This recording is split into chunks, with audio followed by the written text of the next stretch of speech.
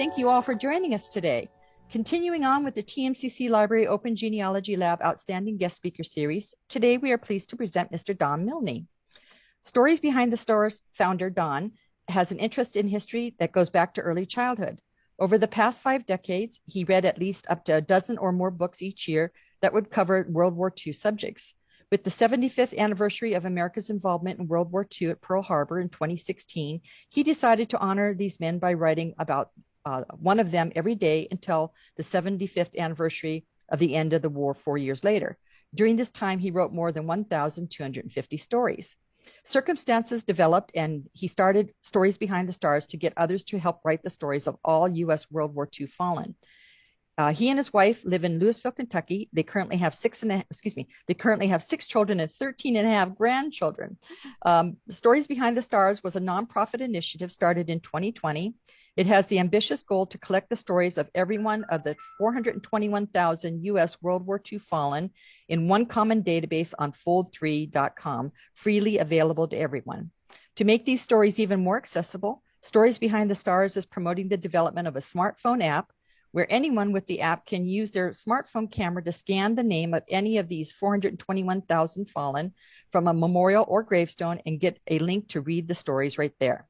Stories Behind the Stars involves more than 1,500 people from all 50 states and more than a dozen other countries. They have completed more than 13,000 stories, including all of those from one state, Utah, all of the 2,503 D-Day fallen, and all of the 2,335 Pearl Harbor fallen. Today's presentation will cover how people can participate in Stories Behind the Stars project to create stories of the World War II fallen that will be read at their grave sites and memorials for decades to come. You will learn how you can research military service for family members or any of the other U.S. World War II fallen. And Nevada had fewer World War II deaths, less than 500, than any other state. So it could be the second state to have all names completed if there was an organized effort to do so. So with that, I'd like to offer a warm virtual welcome to Don. Thank you so much, Sue. I appreciate being able to speak to your class today. It's just the kind of people I think that would be interested in a project that I'm working on with so many volunteers. So our mission really is to tell the stories of all 421,000 U.S. World War II fallen. And the way we got to that number is kind of an interesting story in and of itself, because there really isn't an accurate public list of how many people actually served and died during World War II. So even that's kind of a ballpark number. And we're just, when we get there, we'll know how much it actually is. It's not like the Vietnam Memorial Wall that has an exact number of people that we know served and died during Vietnam. It's still kind of a guess, but that's how many there are ballpark, and that's how many we're shooting to write stories about. A little bit about my background is I was born in 1960, so the 60s was when I was growing up, and like a lot of kids back then, I was into superheroes. That's me on the left, that's Batman. That's me, Superman, and that's my little brother, Batman. I also was an early reader, and my grandfather was a history teacher in high school, and so kids often kind of gravitate towards what their parents or grandparents do. So I started reading the biographies and history books meant for children there in the mid 60s, late 60s. And I really found I enjoyed them more than fiction books. Wilbur and Oliver Ryder there is an example, or George Washington. And then when I was 10 years old, my dad took me to go see the movie Patton.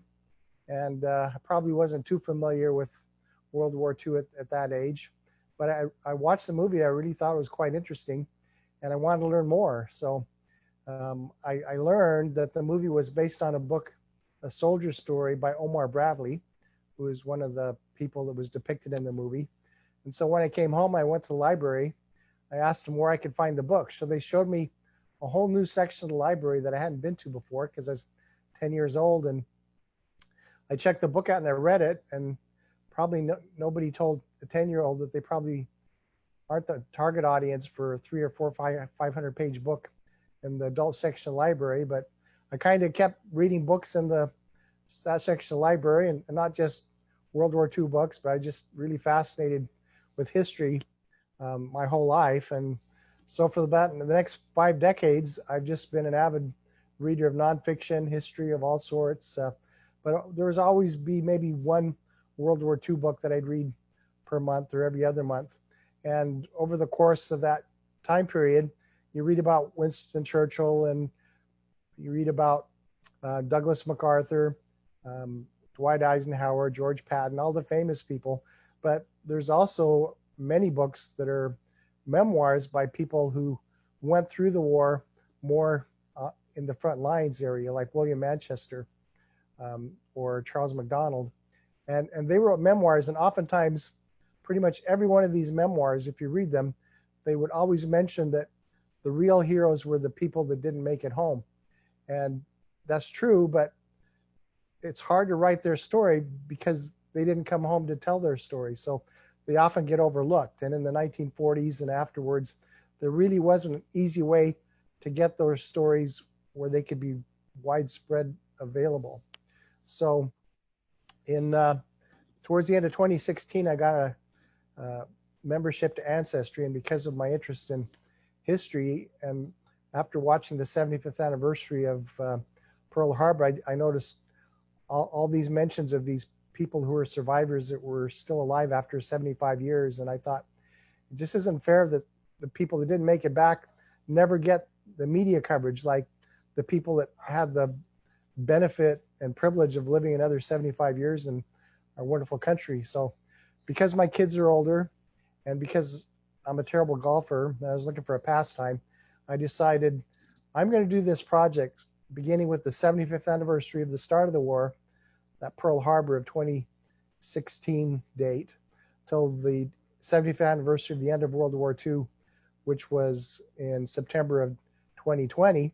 I was going to write a story once a day, and the way I was doing it was I was taking a start of somebody was born 100 years ago on that date, but obviously never made it to be 100 because they died during the service of the war. And over that 4-year period, nearly 4-year period, I ended up writing more than 1,200 stories. And after I'd been doing it for like a year and a half, more than 1 million people had started reading these. And a year or two after that, there ended up being some more people that wanted to write the stories with me. So I said, there's no reason why I need to be the only one doing it.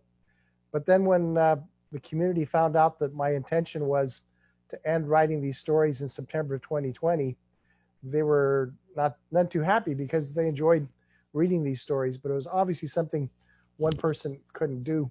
But maybe it's something a community of people could do. So I set up this nonprofit initiative called Stories Behind the Stars. And the way we get that name, if you're not familiar with the military practice, when someone serves in the military, they're given a Blue Star banner. And this is still something that's done today, but it was something that was noticed quite a bit back in the 1940s because there were so many more people in the service back then.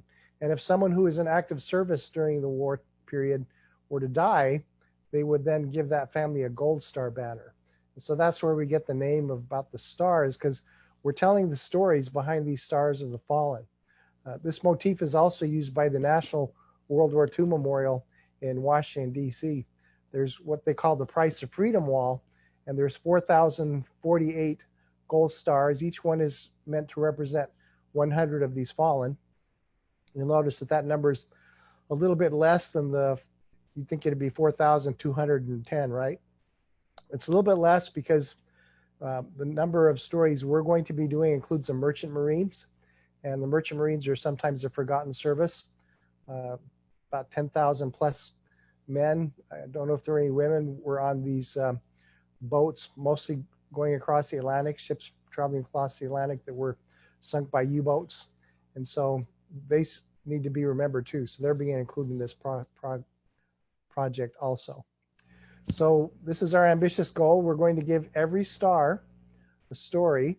All 421,000 people will get a story. Most of you probably at some point or other have come across the name of somebody that they know from World War II that maybe was actually someone who fought during the war. And it might even be somebody that probably was somebody that came back, maybe someone who didn't come back. But if you're like me, unless you're a World War II buff, you probably don't know any of these names. 421,000 people who didn't come home. And when we say they're heroes and we honor them on Pearl Harbor Day or on D-Day or on Veterans Day or Memorial Day, but we really don't have an easy way to know who they are, because there just hasn't been a really good method for us and an easy way for us to find that information. If there's any people that we remember, it's probably the Medal of Honor recipients, because they do get their mention oftentimes on their birthday or the anniversary of when they died. They'll get mentioned. During World War II, there were 400 Medal of Honor heroes. And so that's 400 out of 400,000. So for every one Medal of Honor hero, that means there were 999 other Americans who died during the war that don't get that kind of attention. They don't have their own association. They don't have their own web page. They just don't get that recognition. So one of the reasons we're doing this project is so that there's no more unknown soldiers, that everybody gets remembered. And over these next few pages, I'm going to share a few snippets of people who have already been part of the project that we've covered. Here on your screen, you can see Lieutenant Faith McGinnis. He was 25 years old when he died. And you can see he was college educated, a football player. And for someone to be African American in the early 1940s and be college educated was quite unique. And so he ended up leaving college to become a P-40 Warhawk pilot. And this was in the very segregated time when there was great discrimination, and a lot of people didn't think that the blacks had the ability to fly planes, because it was quite racist thinking at the time. But he was one of the very first Tuskegee Airmen. He was actually the very first one of them that was killed. So before this project, you might be able to find a little bit of information about him, but it was just pieces here and there. Unless you were specifically looking for his name, you wouldn't be able to see it.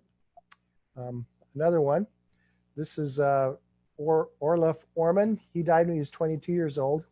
A lot of the people that served and died in World War II, unlike our modern age where we just rarely see people die until they're in their later stages of life, he lost both his mother and a brother within 2 months when he was only 16 years old. So I don't know if that contributed to him joining the Navy, but he did join the Navy, and the places he served in, even people that don't know a lot about World War II may recognize the Doolittle raid. That was where the Americans took aircraft carriers within a flyable distance of Japan and used B-25s to bomb Japan within 6 months of Pearl Harbor.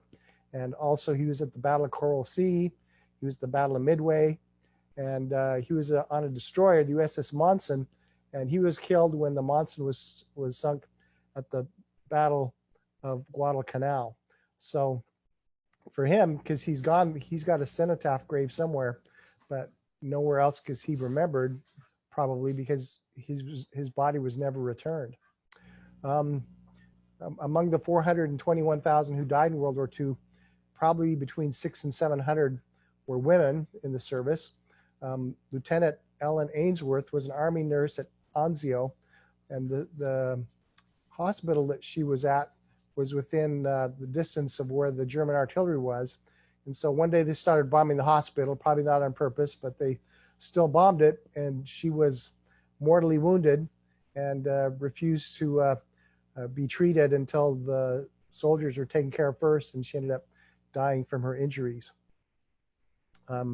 Lieutenant Ernest Kuhn, he died, that's a date some people may recognize, June 6th, that was D-Day. He was a co-pilot on a SkyTrain, so if you've ever watched videos or movies or documentaries about the paratroopers who dropped out of the sky, they were being transported in these C-47 SkyTrains.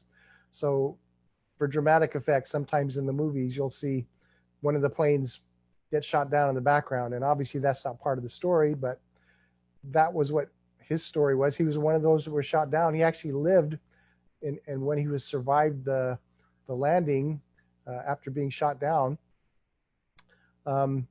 he was captured by the Germans. He was being transported in a truck, and the Americans had no way of knowing which trucks had prisoners and which ones were bringing in supplies. So he was actually tragically killed by friendly fire, which was unfortunately not something that was uncommon at the time. Another person who landed on D-Day was Private Joseph Fitt, and he dropped into Normandy on D-Day. That day, he earned the Silver Star because he charged and destroyed a tank with just a hand grenade. So back in June of 1944, when you dropped behind enemy lines, you basically had what you could carry with you. You weren't going to be dropping a tank. So if you were going to fight off tanks, it was just you against the tank.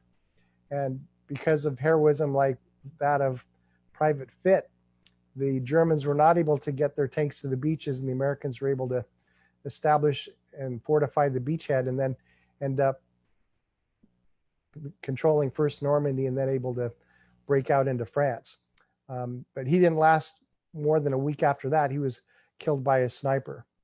Fredyamamoto, Japanese American, as you can tell, he volunteered after he was sent to an internment camp in Wyoming with his family, and he served in Italy. He was injured there, and then in France, one of the other infantry units got stuck behind enemy lines, and they had a couple other units that tried to break them out, and they couldn't do it. So they finally said, "We'll get the Japanese American unit to do it because the Germans haven't ever been able to stop them." So he actually helped rescue the lost battalion, was awarded the Silver Star for that effort, but he didn't survive that campaign.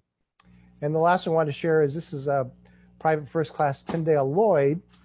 He was a newspaper reporter before the war, so people in his small town of Brigham City, Utah, would commonly see his byline whenever there was a story on the sports page. And after he was sent to the Pacific in the Marines, he would frequently write back letters, and they were also published in the paper because he was the hometown boy. And those of you that have followed some of the battles in the Pacific may recognize those names: Kwajalein, Saipan, Tinian, and of course Iwo Jima. He earned the Bronze Star, but he didn't survive the Battle of Iwo Jima.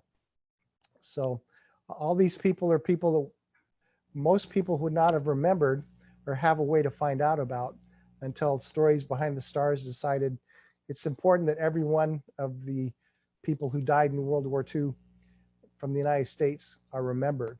So there's a couple ways you can go about this at the different extremes. You could have one person write one story a day like I started out doing back in 2016. But if you did that, that'd take more than 1,100 years, so not really doable.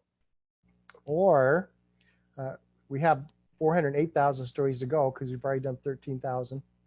If you had 2,000 people writing one story a week, you could get all of them done in 44 months. And the reason we're picking that date is 44 months from today, from this month, will be the 80th anniversary of the end of World War II. So our goal is, by that 80th anniversary, to have all of the remaining stories completed. We started off with just one person, and now we have hundreds and thousands of people involved. Right now, we have between 1,500 and 1,600 people involved. And when I say involved, that doesn't mean they're all writing one story a week. I would say more than half the time, and probably closer to 60, 70% of the time, mostly people want to be involved because they have a relative that they want to write about. And that's great because they're the perfect people to write about that person. They may have photos, they may have journals, they may have letters. They have detail that most of our volunteers wouldn't have access to. So those are great to have that level of closeness to the person we're writing stories about to do that. They come from all 50 states, and we've also even attracted people from 15 other countries. And we've been fortunate that this project is super newsworthy. So even though we've only been around for like just about a little over a year from when we really started picking up steam, almost on a monthly basis, especially around Memorial Day or Pearl Harbor Day or D-Day, we just get news organizations that end up picking up our story and giving us some coverage, and that's how we are able to attract a lot of people that help us out with that kind of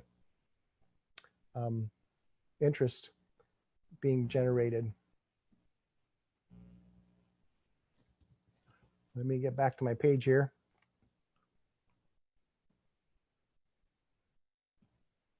There we go. So we have this twofold goal. The first goal is we want to tell a story for all 421,000 of the U.S. World War II fallen. And the second goal is you want to be able to read each story by scanning a name from a gravesite. So we've actually got two types of technology basically that we're working with. Is the scan one would work best in a memorial. So if you've ever been to a memorial that has hundreds of names, it would be better if we have this ability to pick any name on that memorial, scan it, and the story would pop up on your phone. But it's a little bit easier to do a second kind of technology is on your screen here, you see it says in memory of Harry Nelson. So we know the geocode of where Harry Nelson is at, and our story also know the geocode. So, and your phone knows the geocode. So if your phone geocode can match up to the cemetery geocode, can match up to the story geocode, we have everything we need to pull that story up just because you're standing next to that grave. So the technology is ability to do there. We just haven't had the resources yet to create that smartphone app, but that's our plan to do. All right, here's just a few pictures of some of our volunteers. They come from all different backgrounds all across the United States. We do tend to be a little bit older. I would say that about 75% of our writers are age 55 or older, and probably because they have more time and they're more inclined to do genealogy, and probably because they may personally know somebody who was someone who served in World War II and may be closely related to someone from there. All of the stories that I was mentioning before, these were actually written by volunteers. So Linda Simpson from Oklahoma wrote the story about Faith McGinnis. So this is Lieutenant Faith McGinnis. And so you can see she's got references that she put here at the bottom. But we try to make these so that they're written from the standpoint of someone writing obituary, basically. So let me go back to my presentation now. Okay, so that was the one for Linda Simpson. And I think what happened is the links I have are going to throw me into Chrome instead of Safari where I'm sharing. So I'm not going to click on the rest of these because it'll just create the same issue I had. But basically, each of these different stories was written by these different people from different states. Preston Freitas did the story about Utah. Leah Schneider wrote the story. She's from Tennessee, wrote this one about Ainsworth. Bob Joyce wrote the one about Kuhn, and so forth. Jenna Rabots from Rapsau from Colorado wrote the one about Private Fit. Randy Hervey from Colorado wrote the one about this fellow, Fredyamamoto. And Matt Kohler wrote the one about this Tyndale from Brigham City, Utah. And none of them were related to them. They just were assigned a name because they're participating in this project. And it was kind of fun for them to do the research on these because basically when you're starting, you just have a name and that's all you have. And you're able to find a lot of rich details sometimes not, but it's part of what makes it a fascinating project for so many of our volunteers that are doing this. Progress to date, we've done 2,100 fallen from the state of Utah. That means everyone from the state of Utah has a story. Let me see if I can copy over this one in a way that I can share it. Now that maybe I'm learning how to do this a little bit easier. I'll copy over what the Utah page looks like.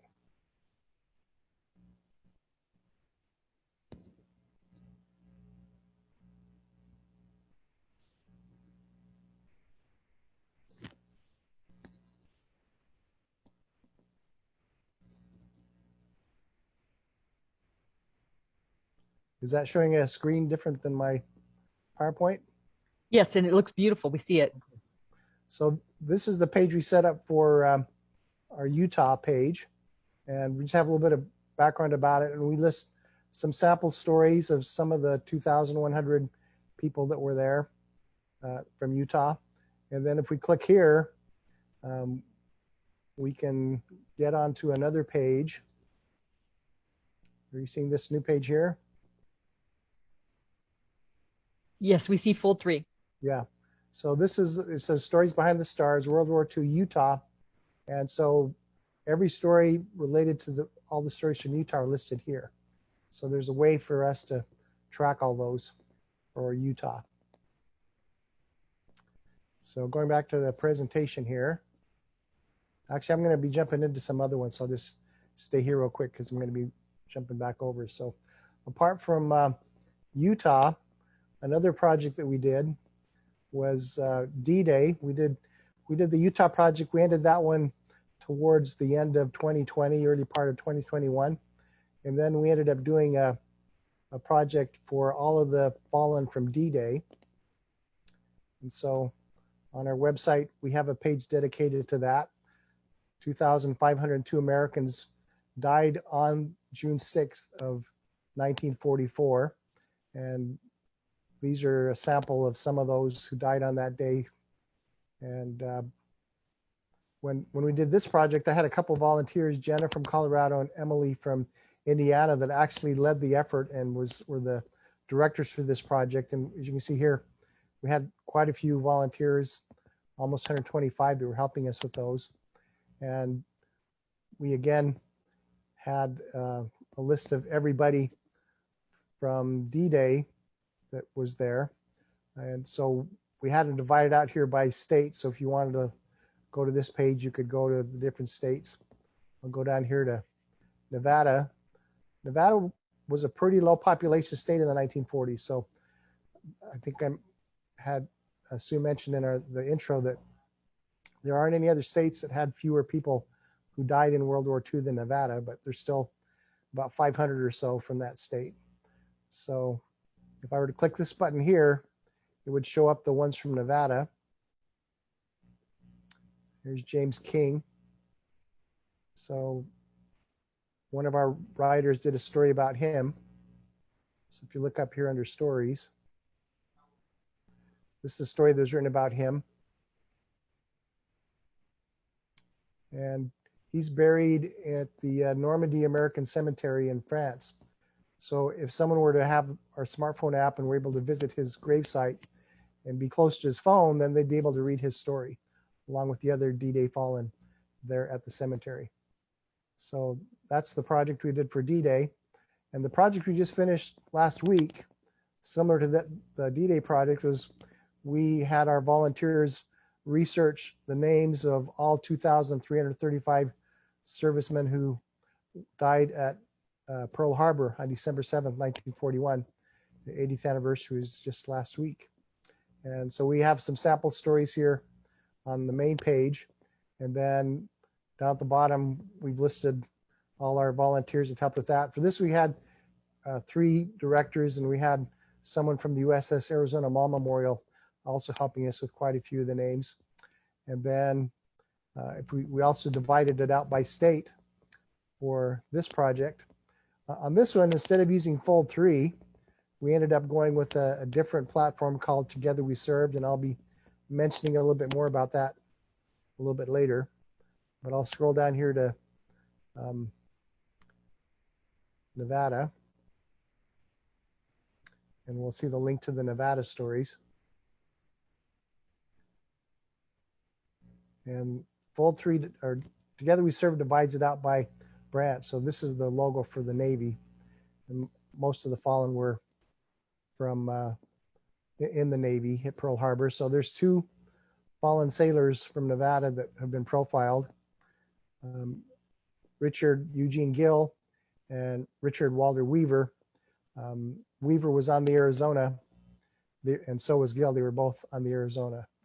So again, if you were to visit the USS Arizona and use the smartphone app, here's his story, and his photo's there too, so you'd be able to see his photo and read his story. And there's about 2 million people visit the USS Arizona every year, so we think that'll be quite a new experience for people in the future to be able to not just see names on a memorial, but to be able to see the stories of who these people were. So let me go back to our slideshow view. We've also set up a podcast that seems to be popular more and more. Our podcast has more than 50 episodes so far. My daughter is the one that does that, and she interviews our volunteers and just asks them to share some of their favorite stories. And so it's been a really interesting experience for her, and it's popular for both our writers and people thinking about writing to listen to those to see what it could be involved and what kind of gems they can find from doing this. So that's another way that we're able to share stuff. Our next project, now that we've finished all of the names from Pearl Harbor, is we're going to do the stories of all 7,700 Americans who died during World War II who are buried at Arlington National Cemetery.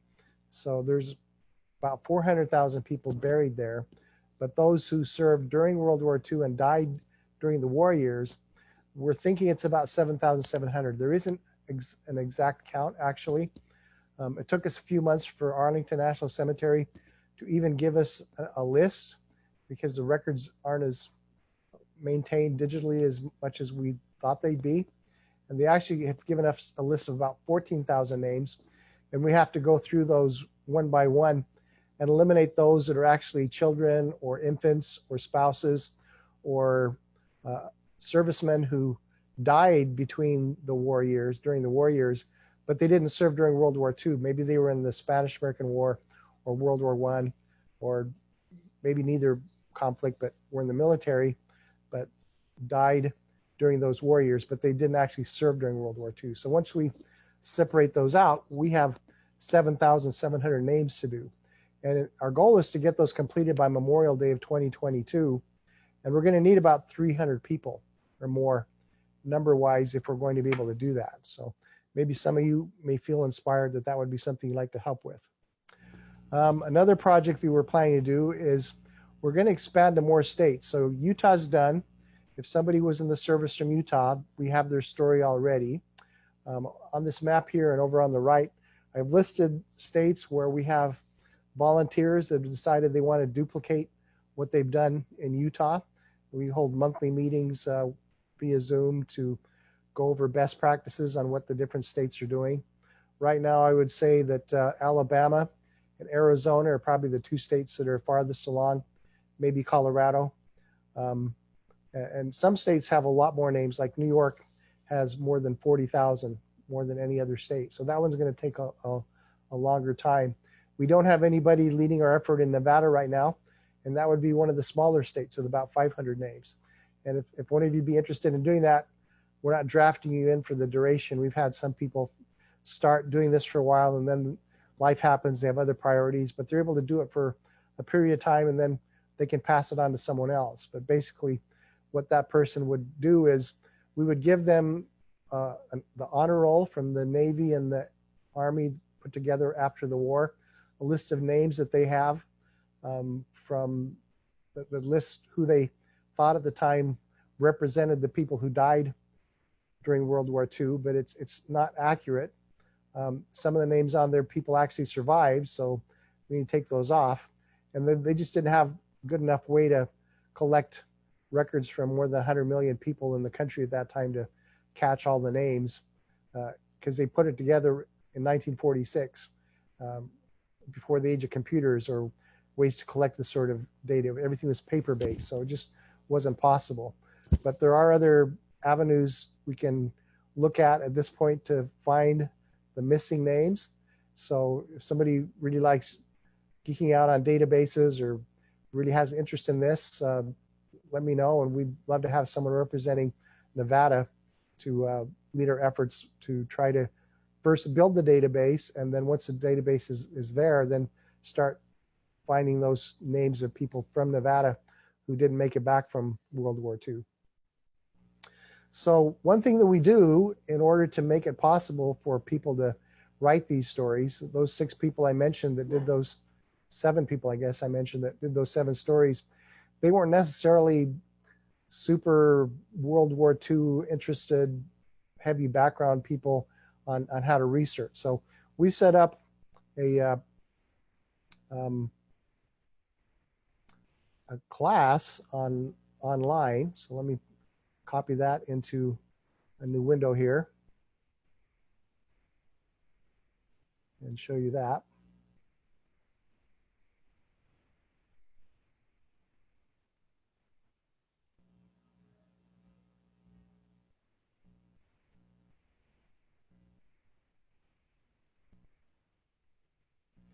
Do you see a page that says StarCorps Bootcamp?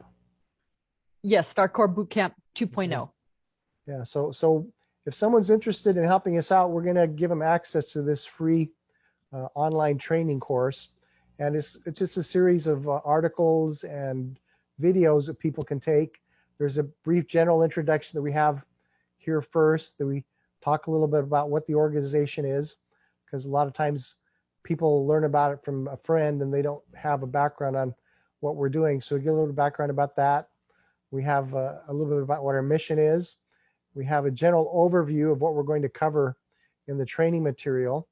And then we go through the different things you have to do to write a story of someone who died in World War II. So the first section, you need to find a name, right? How do you do that? And the next thing, well, once you've found a name, well, where do you find the material that you need to do to write that story? And then what do you include in the story is the next thing you'd want to find out on what the step you would do.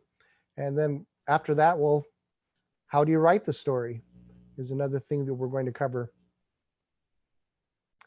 One thing we always do for the first time someone does a story is we're going to have somebody that's familiar with what we've done review your story, the first one, to just make sure you're getting a sense of how it works. Looks like I skipped one of the steps, number 5. We show you where to save your story. So we use 2 platforms now. Originally, we were using exclusively Fold3, which some of you may be familiar with if you use Ancestry. We're now using more often a different platform called Together We Served, and that's because Fold3 stories generally are more difficult to edit. And so if I create a story on Fold3 and if there's something that needs to be fixed or updated, I'm the only person that can do that, which if I'm only done a few stories, that's probably not that big a deal. But if I want to be participating in this story and in this project and doing 1 story a week, that means after a couple of years, I'll have like 100 stories. And if something needs to be corrected, it's kind of nice if whoever notices the correction can just go in and fix it rather than have to email me first to make that correction. So we have editing capabilities with Together We Served. Any story saved through the Together We Serve platform gets automatically saved on Fold3. So we don't lose any of the Fold3 material by using Together We Served. Some other things to mention is we have a relationship with Ancestry that they made Stories Behind the Stars a digital library institution, pretty much. So sometimes if you go to a public library, if you want to look at the New York Times or look at some places where you normally have to have a subscription to use it, there's a library version. As long as you're in the library, you can use that for free. So Ancestry's given us this institutional status for anyone that helps out with Stories Behind the Stars to have access to Ancestry or newspapers or the premium version of Fold3. But in order to do that, you have to use our NordVPN. So if people are interested, if you don't have those access to those sites already, contact us if you want to help with the project, and I can get you the password so you can get the VPN so you can start accessing those sites. That's Ancestry, newspapers.com, and the premium Fold3. So one other thing that we like to share is we do have a Facebook group that people can join. And if they do that, then they're going to be able to be in communication with over 500 of the people in our project that decided to join the Facebook group. So that's a useful tool also to use. So the first story might be a little bit iffy, but we're not writing something super hard. It's basically an obituary, and Many of us, if we haven't written an obituary already, we probably will during our lifetime. It's just basically a life sketch with just basic information. So it's well within the abilities of pretty much anyone. You don't have to be a genealogy whiz. You don't have to be a World War II whiz. You're basically just telling this is where the person was born, this is where who his parents were, these were his siblings, he went to school here, he was on the football team, this was his job, he joined the Army, he ended up serving in the 506th Parachute Infantry Regiment, and from there you can go to online sources. Oftentimes you can Google a military regiment, and there'll be a website specifically for that regiment, or a ship that a person was in, or a squadron from the Army Air Forces.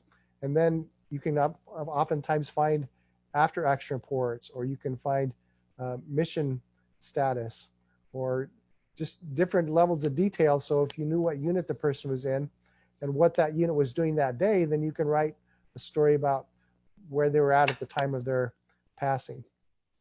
So all of these sources are available for you to use. The ones that are behind the firewall are Ancestry newspapers, Fold 3, but we can get those to you for free. Sources like Billion Graves, MyHeritage, American Air Museum. These are some of the common sites that our researchers have used to find the missing material. So we're basically have realized that if somebody was born in the 1920s, they lived in the 1940s, if they served in World War II, there's a pretty good chance that we have information about them digitally out there on the internet. But for most people, until our writers have done the research, compiled everything, they're located in 4 or 5 different places. And so we're providing the service to people that want to learn about these fallen of compiling this information into this short 400 to 1,000 word obituary length piece, and then having that saved in this common database on Together We Served and Fold 3, and then having that available for people using smartphones at any gravesite or memorial. So I like to say, if people that are maybe thinking about participating in this project, it's really coming down to choice of less Joe Exotic and more G.I. Joe. So our average, we've done surveys of the people that work on this project, and the average person is spending 2 or 3 hours from the time they start a name until the time that they have written up the story and saved it to the common database. Now, probably not the very first story, because there's a little bit of a learning curve to do that, but once they're getting into it, they just once a week, they give up Tiger King for that evening so that they can write a story. And if we can get enough people that want to pick up this pastime of doing one story a week, and do that 50 weeks a year, take a couple weeks off, then we need about 2,000 people out of a country with 330 million to do this, and we can get all these stories done by the 80th anniversary of the end of World War II. That's in September of 2025. Some fallen heroes are make-believe. A lot of people like following the Marvel movies, and it was a big deal when Iron Man died, right? It's like, oh, he died, he saved the world. But I think we all subconsciously or consciously realize it's just a comic strip. It's just a movie. It's not real.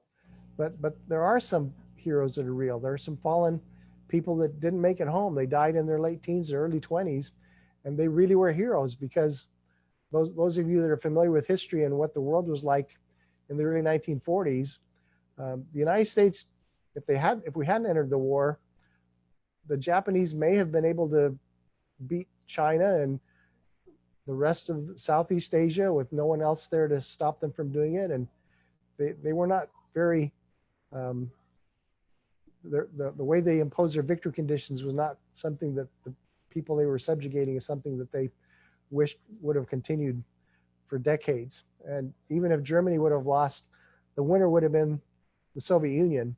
And I doubt that Europe would have wanted to have that experience any more than what they experienced under the Nazis. So because of the people who paid the price, the version of victory that we saw in the world was one with America. And we're not a perfect country, but we did make it possible for Japan and Germany to set up democracies that have gone on peacefully for 8 decades and created an environment that, despite the last couple of years, which have been kind of rough for our country, have had pretty much peace from world wars and an ability for people to live in some of the greatest periods in human existence.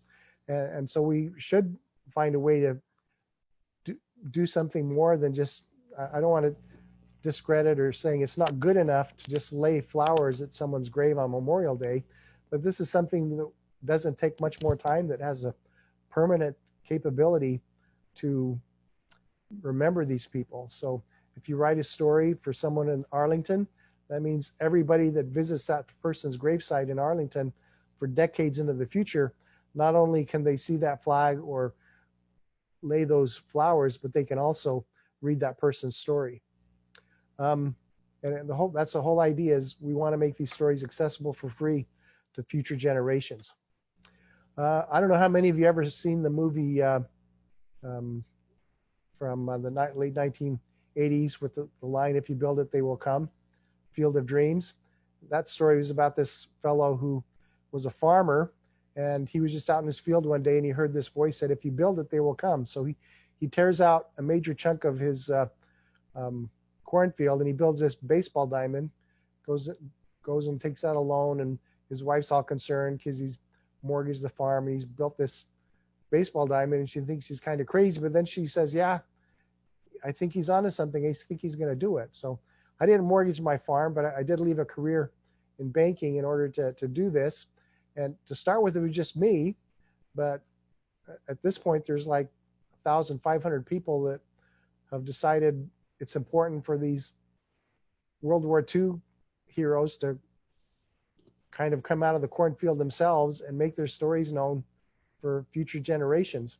And so that's what we're building here with Stories Behind the Stars, is this national, even international project to remember anyone who served during World War II, because every fallen deserves a story, and there shouldn't be a reason why in the 21st century, in the year 2021, that there needs to be hundreds or thousands of unknown soldiers in a cemetery. There should always be the tomb of the unknown soldier, but every other soldier, there's a way for them to be known. So that's what we're trying to do with Stories Behind the Stars, is tell their story. So that's what I wanted to cover as kind of overview of what this project is about. And I'm happy to take any questions people have about what this project is doing, or any individual, maybe specific about somebody you're researching from World War II. It's just leave it open to the class. Okay, Don, that was wonderful. Thank you so much. We do have quite a few questions in the chat box here. Okay. Let me just scroll up a little bit here. Let's see here.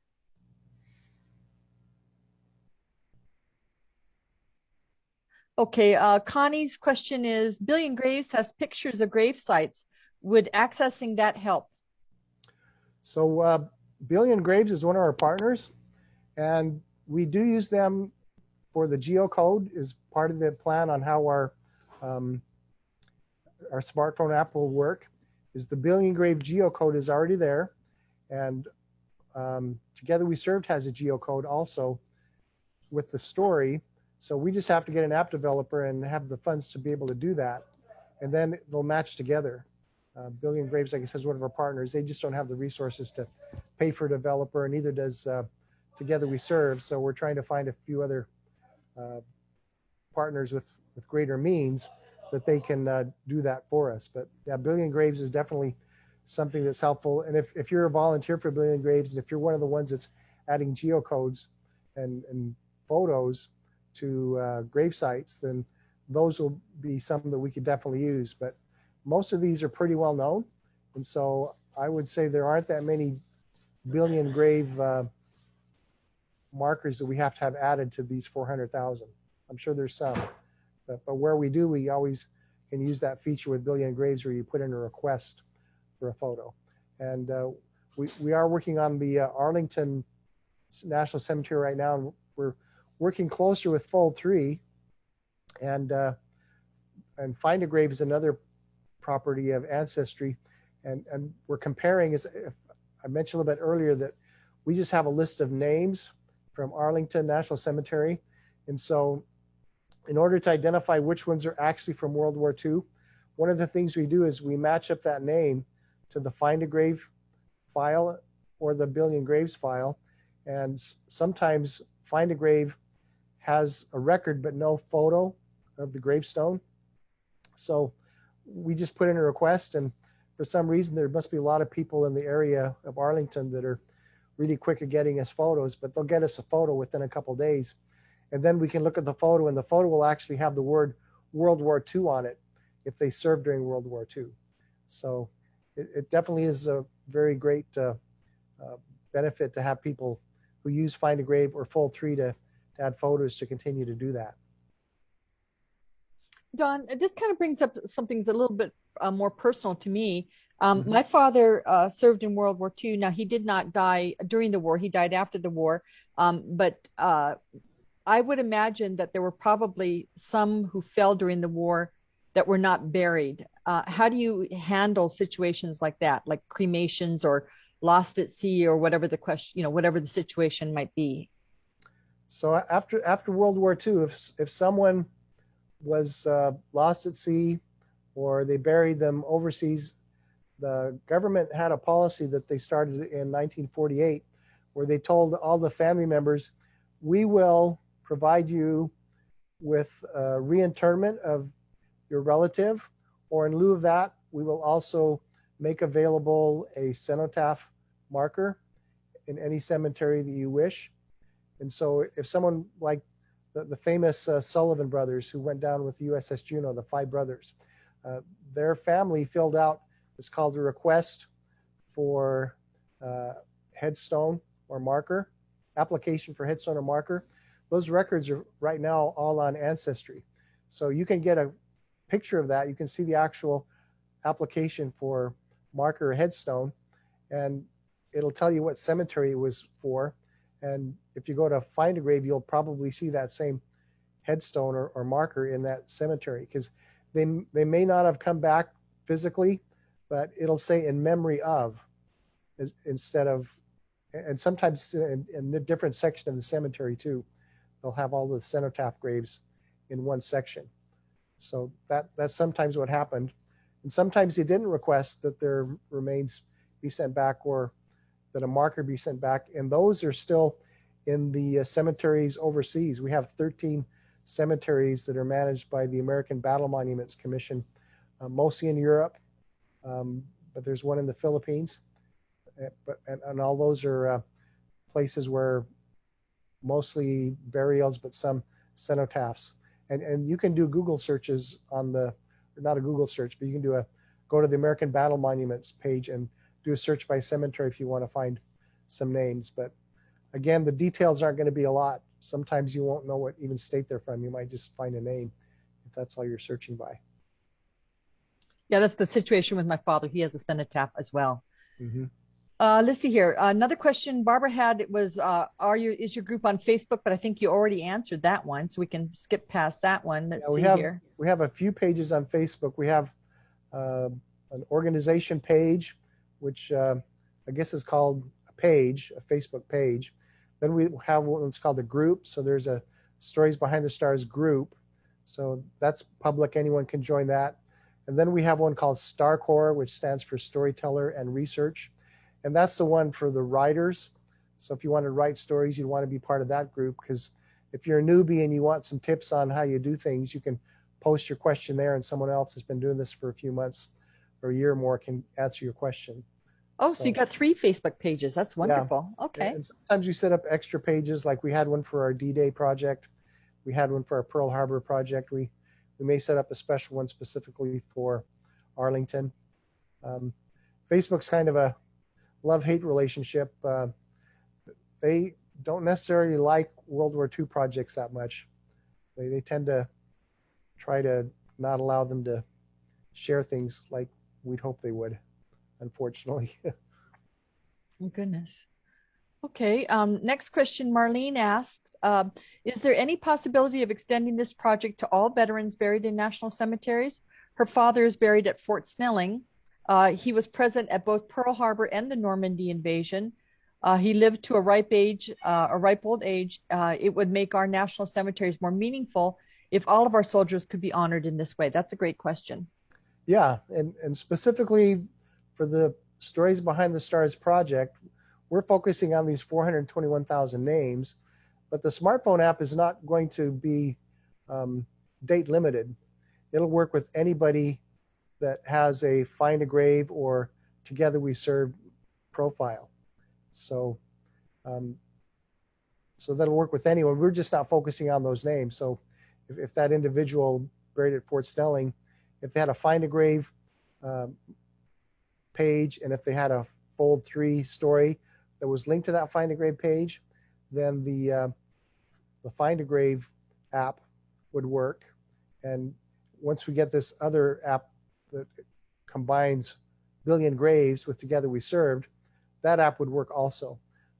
Together We Served already has profiles for most of the people who served from Vietnam through the more current conflicts. So the app would work with all of those, and those, for the most part, aren't lacking stories. It's because this generation, the people from Vietnam on, they all grew up, or their descendants, or the people who were friends with them. By the 80s, they were using computers, so they've been able to do more to digitize their memory online. It's just the World War II generation and the Korea generation kind of got lost because it's kind of a little too early. The people from World War II, they probably, in a lot of respects, never did get to using computers because they're like in their 90s now, and even in the 90s when more people were getting computers, they were in their 80s then, right? So or their late 70s, so they just never got around to doing things in computers. Oftentimes, what we find with the World War II generation that we're trying to remembering people, they did a book and they put it in a library, or they did a book and it was in a VFW hall. So that's one of the things that our state directors are doing, is they're trying to find hard copy resources of where people from the 40s and 50s were trying to remember the fallen, and they didn't have internet where you could save things to. So they were compiling stuff in a book and self-publishing it and putting it in the library for someone to look at. So we think there's a lot of stories out there that we're going to find that way, but obviously we need people on the ground on the state level to be able to find things like that.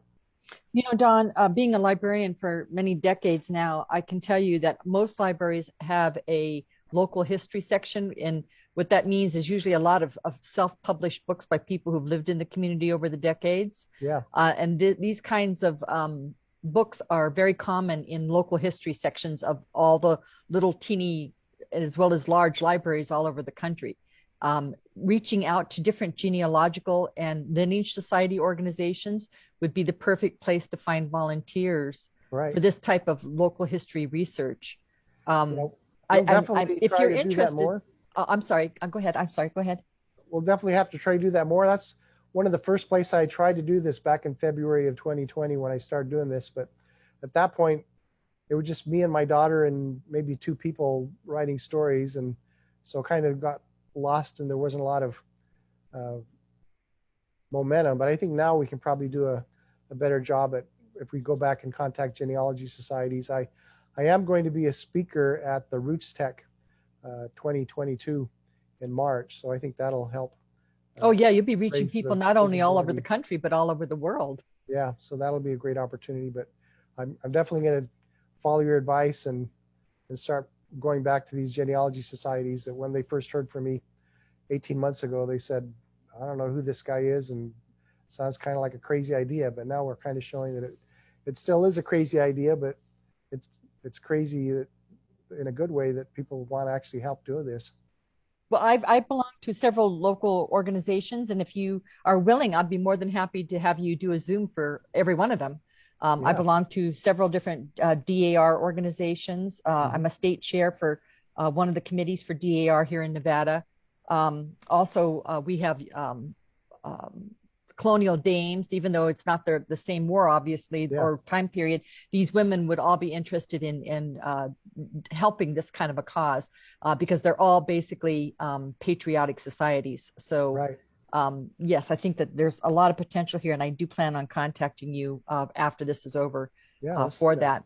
And then also, Connie has a question. She says, I have a group photo of Army Air Corps servicemen who served during World War II. Names were written on the back. My grandfather survived, but not sure about the others. Would I research them? If someone was interested, they could definitely research those. If they're if they're in the 8th Air Force in England, that's probably where they have the most information online. No, they were based in California at the March Airfield. So there's probably less information on those, but it could be worth searching locally if there's something there.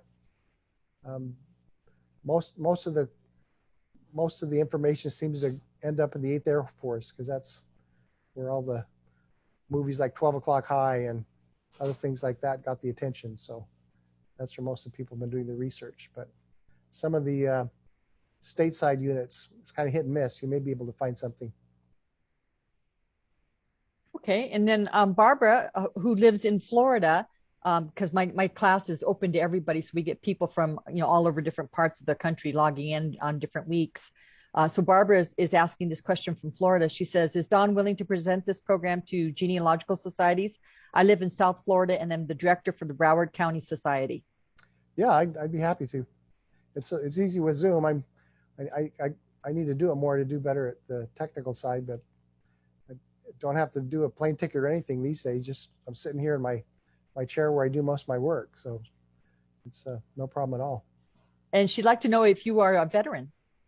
I am not a veteran. I graduated from high school in '78, so not a time where they were actually looking for a lot of people to join. And I have pretty bad eyesight. I'm kind of clumsy, so I don't know if I even would have tried to volunteer if I would have been accepted. My son was in the Air Force. He now works for the NSA, and my son-in-law was in the Army. He's now a doctor, but he was in Afghanistan. And I do have a quick story to tell about a family connection to the military. My wife's uncle, so she never knew him because he died in World War II. He actually died a few months after World War II. He was in the Navy in the Philippines, and as many of you people know that have studied World War II, the Japanese, just because the war was over, didn't mean they surrendered. There were still many Japanese in the jungle, and so they were searching for them with planes.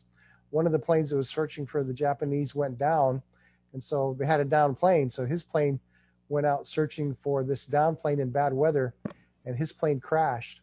So he died. He never came home from World War II. So my wife never knew her uncle. While I was doing this project for the state of Utah, I live in Kentucky now, but at the time I was living in Utah, I was trying to find all the names of the Utah fallen. And as I mentioned, the honor roll record from the National Archive is not complete. So I found a Deseret News article from February of 1946 where they listed the names of everyone who they thought would have been from the state of Utah that died during the war. And it came across a name of someone by the name of Ralph Brady. My father's my father's mother's name was Brady, and I noticed he was from this small town in Utah that was where my grandfather was from. It's like a super small town, and there aren't probably more than 100 people or so that live there. So I said, this guy's got to be related to me somehow. So it turns out he was a second cousin to my dad. And then what's even stranger is my mother-in-law, 93 years old, when I mentioned that to her, he says, oh, I know the Bradys. They went to school with me. So she pulls out her Jordan High School Beat Diggers yearbook from 1943. And there in the band is her brother who died in the Philippines and my dad's second cousin who died on Iwo Jima. So my wife and I had been married for more than 30 years, and we had no idea that her uncle and my dad's second cousin went to school together. But who knows, if you do some research in this project, you might find a similar interesting story like this. Wow, that's really great. There is an app called through the LDS Family History Library. called Relative Finder. Uh-huh. And it would be very interesting if my class chose to become involved in writing these stories and put that name into not ancestry, but into family search, and find out if indeed, even if it's distantly, that they aren't related to the very person they're writing about. That's a good point. Yeah, you can do that with family search. Yeah. So let's see here. Todd, you wanted to talk about the March Airfield Museum. If you want to unmute your microphone. Yeah, I was just responding to Connie's picture that link is to the March Air Museum in Riverside, California, and they'd probably be interested in that photograph. That might be able to help you identify some of those people. Oh, the one that Connie was talking about. I see. Okay. Yeah. They wrote their names on the back of the photo. Right. And they I could believe it probably was tell you taken who in these people are. Alaska. I thought you said it was March Airfield, California. That's where they were based out of, but they flew to Alaska and over to India also. Right. Well, they may be able to help you identify, if you have the names on the back of the photograph, who those people are. Okay, well, that's good advice. Okay. And then this is kind of a little bit related, in a kind of a different way. There's an organization called Union Daughters of the Civil War. And they are actually right now doing a project to do memorials for every Civil War soldier that did not have descendants. Because obviously, if they didn't have descendants, there's no one there left to honor their last resting spot to this day. So they're doing what I thought was a very, very wonderful project to make sure that those soldiers are forever remembered as well, even though they did not have children to carry on. Let's see here. Now, one thing, Don, I can guarantee you, being a genealogist myself, most genealogists, when they research, over-research. And I noticed you said you wanted to keep these more to the size of an obituary. I think you said 400 to 1,000 words. Right. Knowing my class the way I do, and knowing their thirst for finding a lot of records, what would what advice can you give them on keeping it just to that? Usually where people come into issues with writing too much stuff is they turn into writing about stuff that isn't directly related to the individual. They'll start talking about, well, this is what was happening in the war in this other country at the same time, or they're trying to give the big scope of it.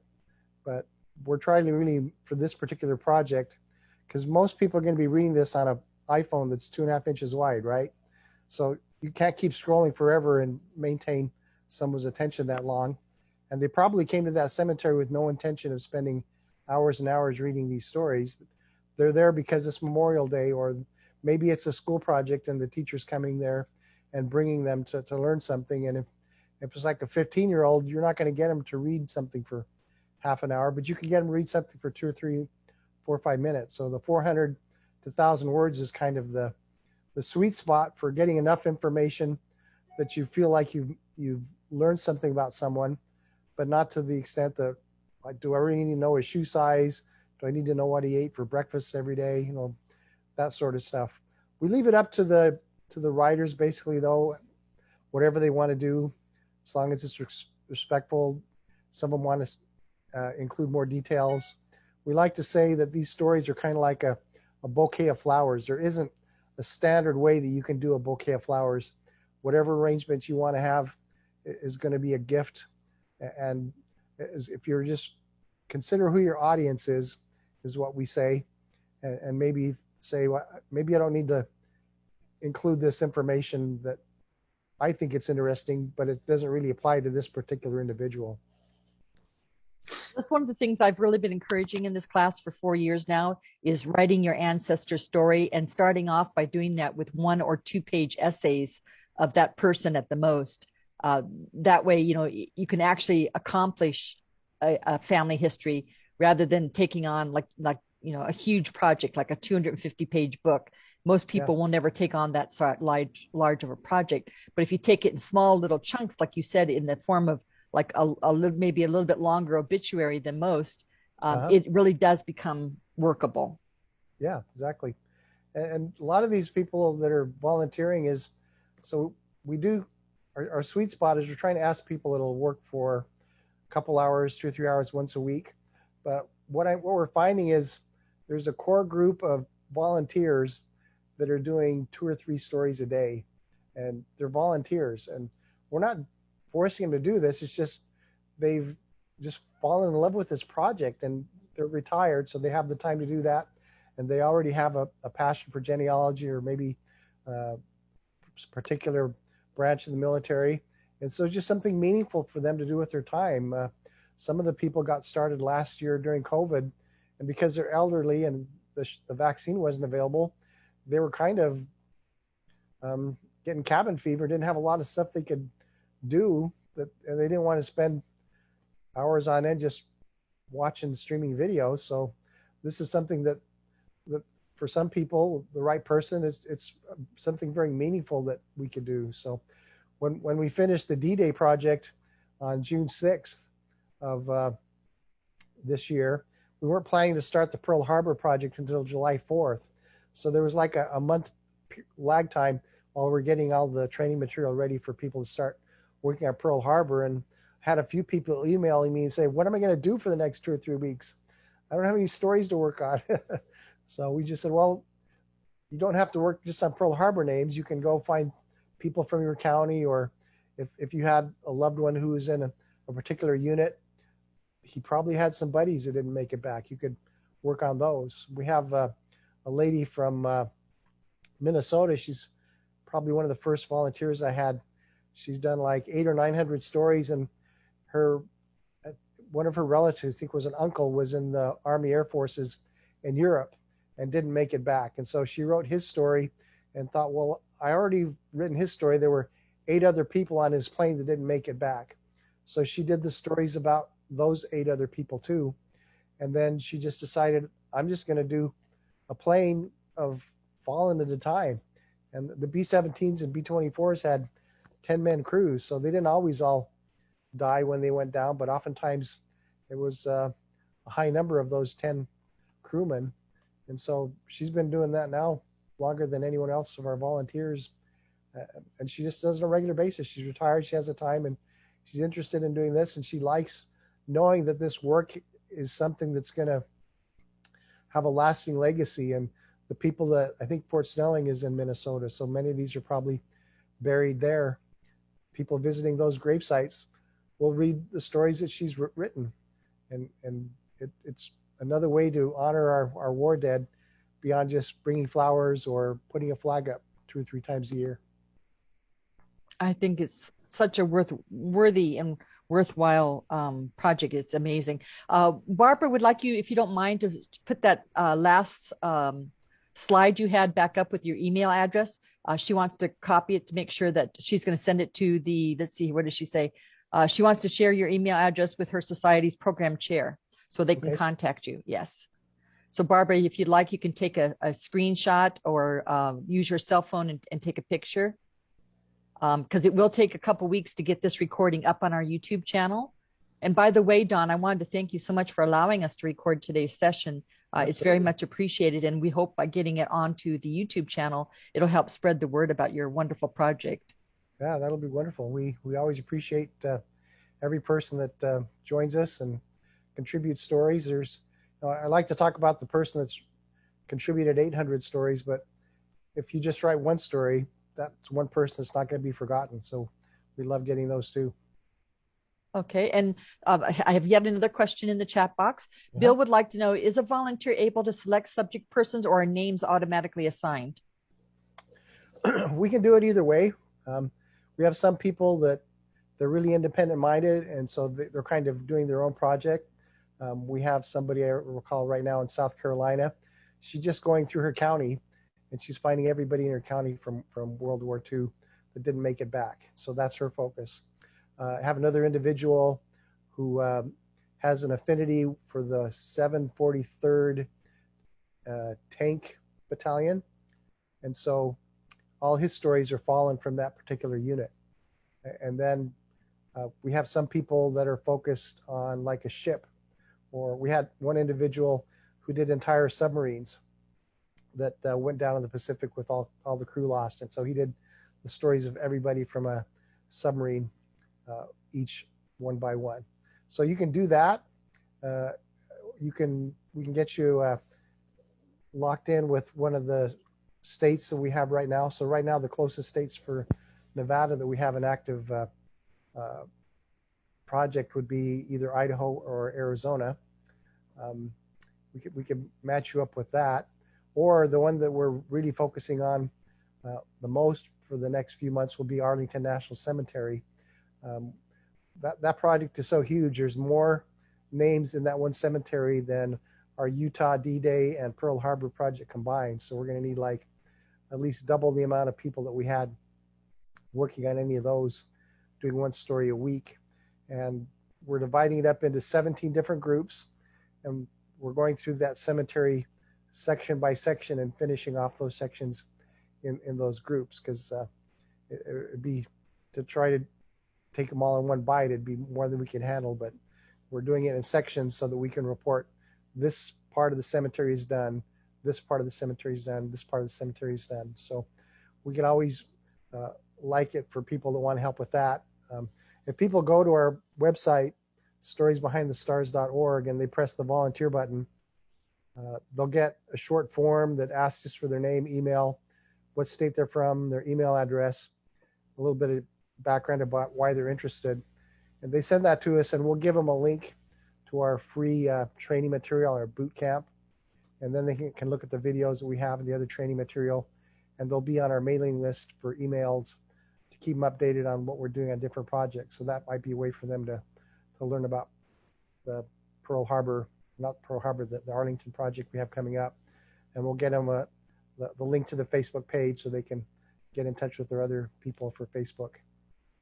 So it's pretty much however you want to do it. We have some people that will work for 2 or 3 months, and then they're going on vacation, or they have to help a loved one. So we're not locking people in until September of 2025. We know that people will be actively doing things, then they'll stop, and maybe they'll start again later, or maybe not. That's okay. We just really appreciate anybody being able to contribute however many stories they want to add to the project. Can you tell us a little bit more about Nevada Fallen? So Nevada, my list that I had, if you go to the National Archive records, you can pull up 2 lists. One is from the Navy, and one is from the Army. And these were books that were put together in 1946. And they're listed by the enlistment state. So there could be people who were living in Nevada, but they went to, say, California. They enlisted there, so they're actually going to show up under California, which may be one of the reasons why Nevada doesn't have that many names, because there maybe weren't that many cities where people go to enlist. They might be told that you need to go to Bakersfield or some other place that's not in Nevada. But there's about 500 names of people from Nevada that didn't make it home from World War II. So if you do the math on 500 names, turn my phone off on purpose so I wouldn't get any calls. But if someone wants to divide 500 by 44, what's that? Maybe 12 or so? 13. So that's like 13. You have to do 13 names a week in order for all of the Nevada names to be done by September of 2025. So one person could actually do something like that. That's a lot of names per person. But if you had a dozen people, each doing 1 name a week, that's enough people to get all of those names done in 44 weeks. So it's pretty doable. And my guess is if you get a groundwork, you're going to find 1 or 2 people that are really going to enjoy doing this. We have the way our statistics have worked, about 7 to 10% of our writers do 50% of our stories. So with the Pearl Harbor project, there were 2,300 names. We had one writer that did almost 500 of those 2,300 names. Wow. He's retired, and he's got a system down, and he knows where to find the information, and he's just looking for that 400 to 1,000 word story, and so that's what he's created. So. Well, maybe one of the people in my class might like to volunteer to maybe be in charge of that project to work with you. That would be wonderful. Yeah, just shoot me an email, and we can even have co-directors if you want. You don't have to feel like you're doing it yourself. And we're all volunteers at this point. I wish I had better fundraising that I could give everybody a budget to work on. But right now, they're all volunteers, and it didn't actually start off with the states doing this. I did it in Utah, and then I had somebody. After we did the Utah project a couple of months later, he says, I want to do this in Alabama. And I said, you do? And he said, yeah. I said, well, I guess you can. I mean, good luck.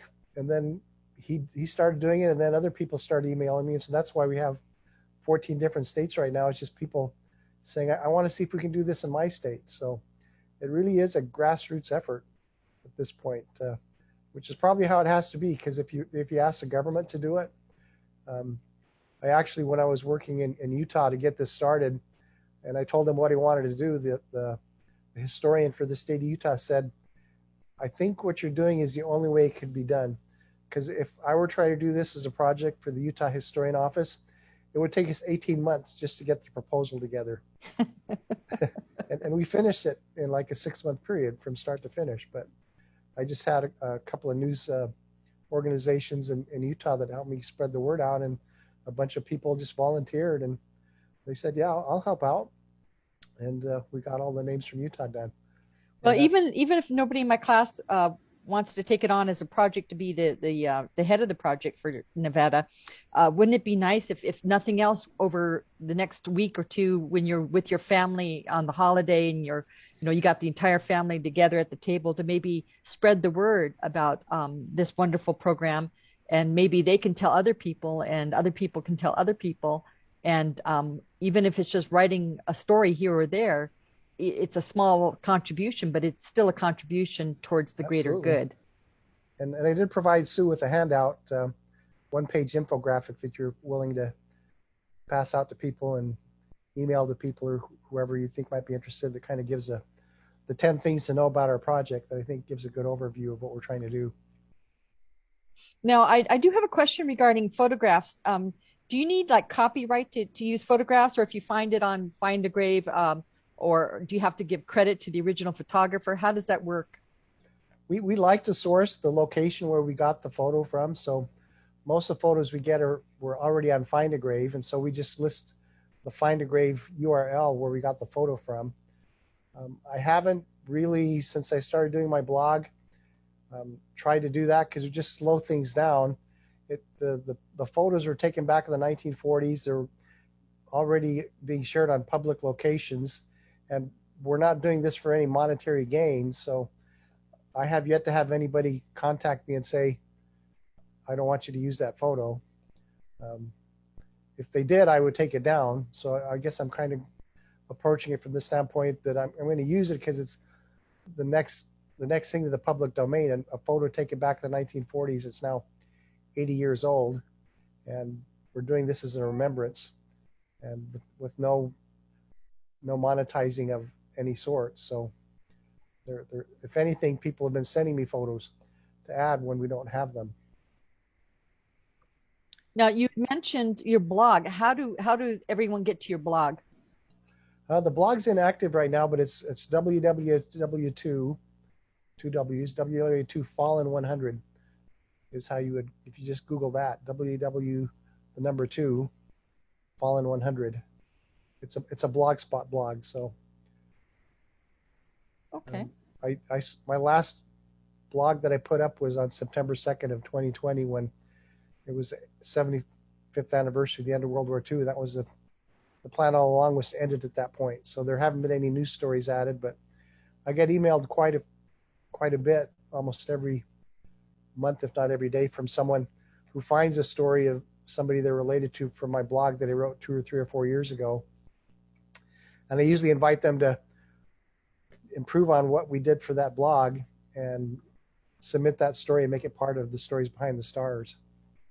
I was usually writing those on my lunch break, so I soon learned that that's not enough time to do justice to what you can if you spend 2 or 3 hours, you're able to do a better job than what I did on my blog with 45 minutes.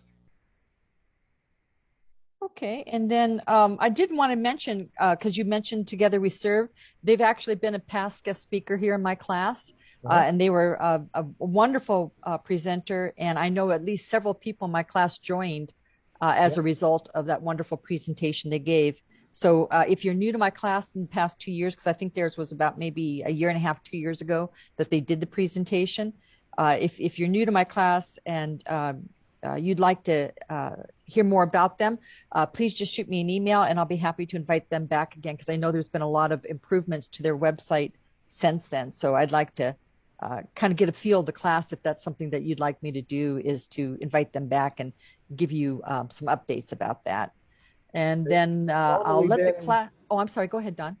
Talking about Together We Serve, they've normally been limited to people who served in the military, but for our project, they're allowing anyone that wants to help out to join as historian status. So even if you felt, well, I can't really join because I'm not military, I'm not former military, they're making an exception for anyone that's working with the Stories Behind the Stars project, and they'll get you a free membership and monthly training to help learn how to use their platform. Yeah, when I used it, and then like I said, it's been about a year and a half since I used it, I found it a little bit difficult to navigate, but I would imagine since then they probably improved it a lot. Yeah, I would say it's still more difficult than not. So the comparison we use for people that decide how they want to save their stories is there were different ways to transport things back in World War II. You could use a Willie Jeep that was super easy to drive. If you could drive a car, you could drive a Willie Jeep. Or you could try to fly a C-47 Dakota or a C-46. And that's a little bit harder, but it can also do a lot more. So we say that if you want to save your story on Fold 3, that's like driving a Willie Jeep. If you want to use Together We Served, you have to learn how to fly that airplane. But once you fly it, it's going to become more second nature. It is a learning curve, and for some people, it's just kind of frustrating because you want to dive right in and actually start writing the stories, and you're here learning where all the buttons are and what goes first and what goes next. But we had a lot of people with the Pearl Harbor project, which was exclusively using Together We Served. Now that they've learned it, they realized, yeah, I'm going to stick with that. It was a little bit of a challenge to learn to use it, but now that I'm using it, I'm not going to go back to Fold 3 because there's a lot more capabilities when I use Together We Served. Yeah, the people in my class who did pursue it without getting frustrated and stopping at that point have given me very positive feedback on the website. So that's reassuring. All right, so I'm going to let the class have one more opportunity before we say thank you and goodbye to our guest speaker. Is there any other question? Please unmute your microphone, leave your camera off, and go ahead and ask Dawn directly if you have any other questions. We'll just give it a few more moments. Connie says this program is very worthwhile. Thank you. We're getting thank yous. This is Wendy. While we were going through it, I just pulled up my uncle's brother and found out he was a bombardier in the 331 Bomb Squadron of the 94th Bomb Group. And he was on the B-17 and he was a co-pilot. And he was on the Elusive, and I'm going to spell the word E-L-E-K. And they were shot down, and there's actually a picture of the plane when it's being shot down on the American Air Museum in Britain, and it's really interesting because I've been to that museum, so it'll be interesting if I go back there again. But we do have I guess there was one person that was a prisoner of war, and I have that uncle's ring that he was wearing when he was bombed too. So it's really neat for me to hear the stories. So it makes me want to go. There's a little story here, but makes me want to go and write up for him for sure and see what else I can do. So thank you for sharing. Yeah, thank you. Dave here. How do you go about updates and errors? So for updates, if we use Together We Serve, we've got an editing team. So some of the errors that are pretty basic, they can spot. Like if you're identify a Purple Heart when they didn't earn the Purple Heart, they're going to be able to catch that and exclude that if they didn't actually under conditions where they earn the Purple Heart.